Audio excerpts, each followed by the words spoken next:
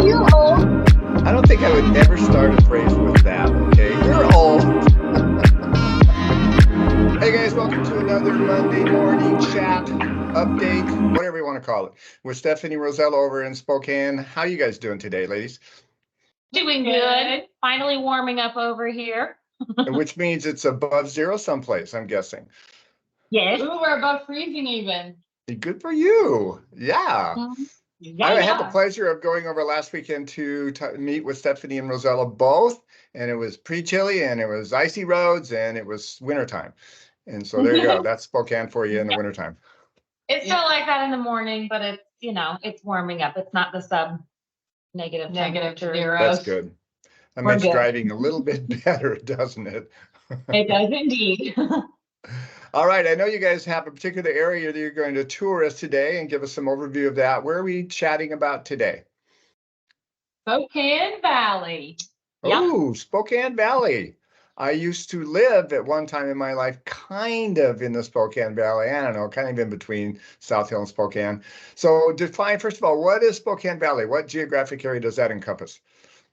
Spokane Valley is going to sit just to the east of like downtown Spokane, basically. So if you were on I-90, which goes through downtown Spokane, you just take that east towards Idaho and you leave Spokane into the valley. And there you are, Spokane Valley. So She's I'll get a more little geographic. She likes the roadways. So I would say basically from like that Fancher Road exit or like the industrial area that cuts off to the east, almost to probably Liberty Lake is where it's going to end your cutoff. Yeah, kind of ish. It's actually technically Sullivan because then you have Liberty Lake, Otis Orchards, and then Green Acres. So the Spokane Valley is going to also run to the north to about Bigelow Gulch Road, and then about south all the way past. And Bigelow 32nd. Gulch, if you weren't familiar, is going to be your Mount Spokane area.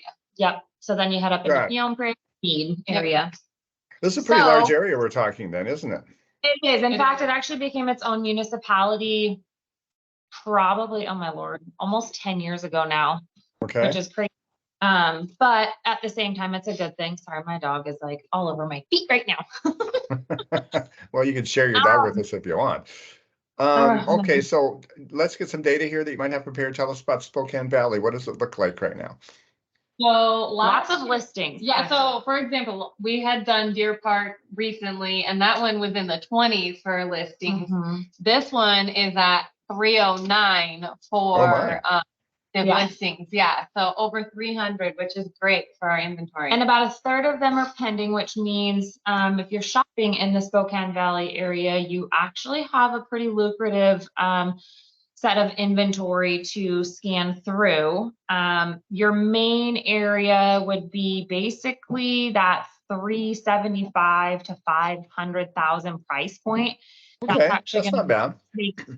Yeah, that almost takes up half of what that inventory available price point is at. And that 375 to 400 mark where that inventory is starting at is actually right at the average price for homes here. Yep. So I'll kind of give you an idea, like for if you are looking where you're going to be at, so you know like what kind of level of home you're going to be in. And if you're shopping in that price point, based off of our information that we have, from the list price to the actual sold price, it's about the same. So that means don't have as much negotiation necessarily, but again, you're also in the highest competing point too.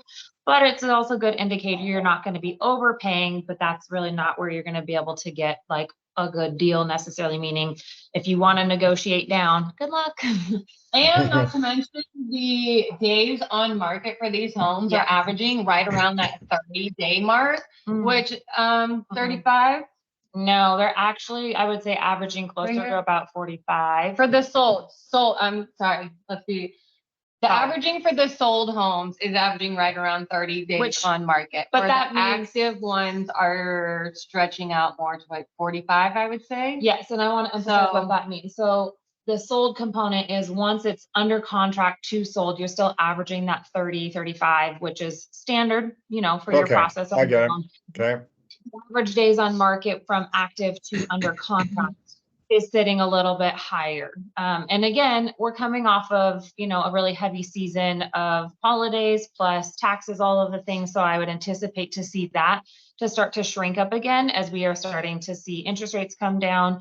And people are actively, like, it's just in general, the market itself is starting to pick up, which is true to nature for this time of the season. So, and in addition to that, so anything below basically that 375 price point, there's not a ton available. And I have a theory on this as well, because basically 500,000 up to basically a little over $1 million, you see a higher number, especially in that 600,000 price point.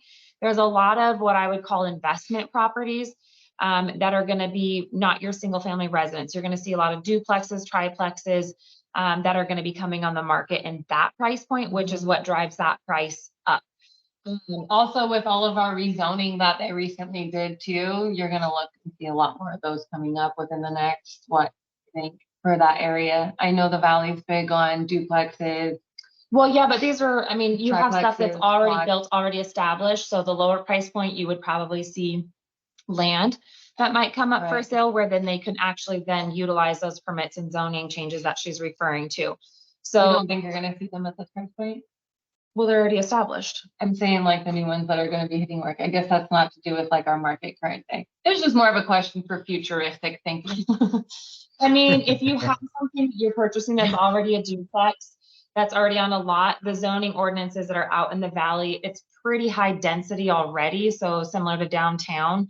If you were able to, you might be able to add 1, maybe 2 more doors in that price point, or convert duplexes, maybe into smaller units. I don't really foresee that happening because honestly, we don't have a huge heavy market for like 1 bedroom, 1 bathrooms in that area. Those would be more desirable downtown.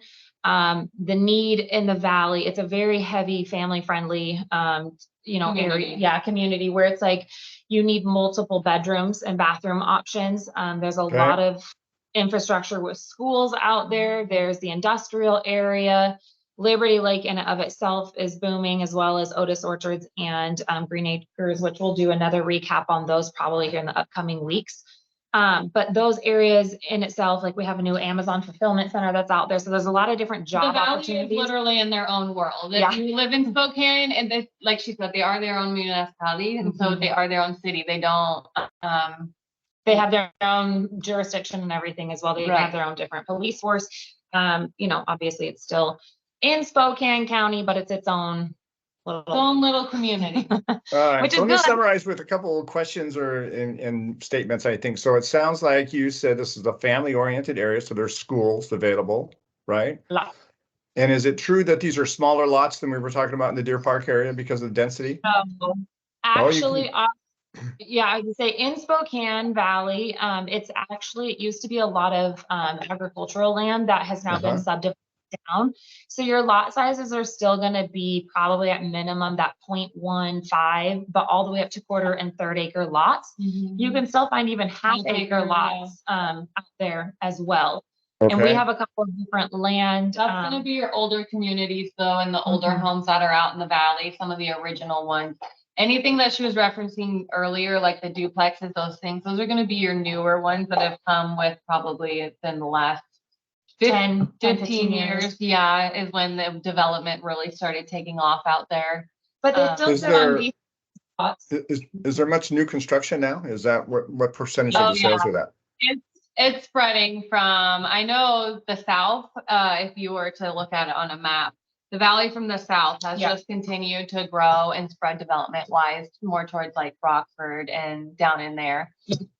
So yeah, it's continuing to grow and expand in all areas. And all the way out to the east, because the Spokane Valley, like I said, that bordering line of like what would be considered Sullivan, that's when it kind of stopped the residential. And I shouldn't say stop, but there's a lot of industrial businesses that went in and around there. But again, then there was a lot of older farm agricultural land that people have just sat on for a long time. And we are now at that point, just in life in general, acquisition has come up and it's given opportunity for those to be divided down. And that's where you're seeing this new construction and development, new schools come in, stuff like that.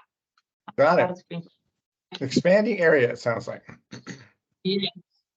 Lots of expanding the whole entire area, not just Spokane Valley, but our Yes. whole entire area. But that's been Yeah. a really highly area because again, it's so close to Coeur d'Alene, Post Falls. It's, I mean, Spokane Valley. They to have Coeur their d'Alene own is- mall too, which was, I know when I was a kid, that was like the thing. Spokane Valley had their own big shopping center and mall. I think that So came in around the that late was like 90s. a thing to go to the valley to do. Yeah. So, and across, like I said, to that border of Idaho, it's like maybe 15, 20-minute drive as well. So that's All right. another draw for people. And Yeah. do you happen to know what the price change from last year to this year is? Was there appreciation there or how much, or do you know? I mean, we still steadily are seeing a decent rate of, you know, I don't know that. You mean like if we were to ask this question last year, what the price would be on these homes? Yep.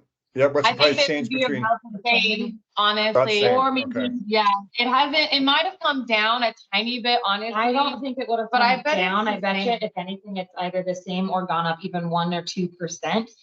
And the reason why I say that is because of the actual sold price. Just because people were listing and asking that, they still, we saw in the overview, Oh, the difference between list price and Yeah, sold and what price they're is actually about selling. 150. almost $150,000 spread from what people were listing Listing to at, actually what they were selling at. for. Yeah. Oh, so they were selling for that much less? Is that what you're saying? Right. Yeah. Oh. Yes, Because we they were still, sorry. no, I say they were still pricing really high from the high that we came off of, and people were still like thinking like, Okay. yeah, I can. And it's like, realistically, you lost that wagon. Sorry, When but rates came up, the buyers no longer had Mhm. power and sellers were still thinking that their value was there just because of the comps. Yes, the value's there, but the buying power wasn't there. but any financed So- home that came back with an appraisal, you're still seeing, I would say, that steady increase of at least probably 1 to 3%. On increase in value. It's not that massive 12 to 20, even sometimes 30% increase that we did see, Right. with Slow anomaly down years. to a little more reasonable number, which is healthy for our market. That's good. It's very healthy. Yeah. So it's a good area to buy. Like I said, you live there. It's one of the first places I moved to when I moved back to the Spokane area. And it's a good place for people to kind of start, when it's a good centrally located. There's so many different amenities that are around there that it makes it a really easy place to kind of plant yourself and Yeah. get established. And then They have a lot of From there. parks out there too. That was one thing. They have the walkways and the Oh, yeah. parks out there on the river still as well. lots of bus trails. routes, really Yeah. close to the community colleges, Yeah. gets you out of downtown, which is what that draw is. It's not up on the South Hill. So again, if you're not used to any sort of It's winter flat, driving. so you don't have to worry about crazy commuting. Yeah, no Yeah. We'll have the mountains. help. Yeah. All right. Well, thanks for the overview today, ladies. Yes. Absolutely. As We'll have to- always, we appreciate it. And guys, if you want to get a hold of Stephanie or Rosella, their contact information will be on the screen. Give them a call, send them an email, call me if you have any loans, and we'll put you together with them. Whatever questions you have, I'm sure we can answer between the three of us. Appreciate Yeah. it, ladies. Good to talk to you as always. Thanks, you as well. All right. Happy Monday to you. Thanks, you too.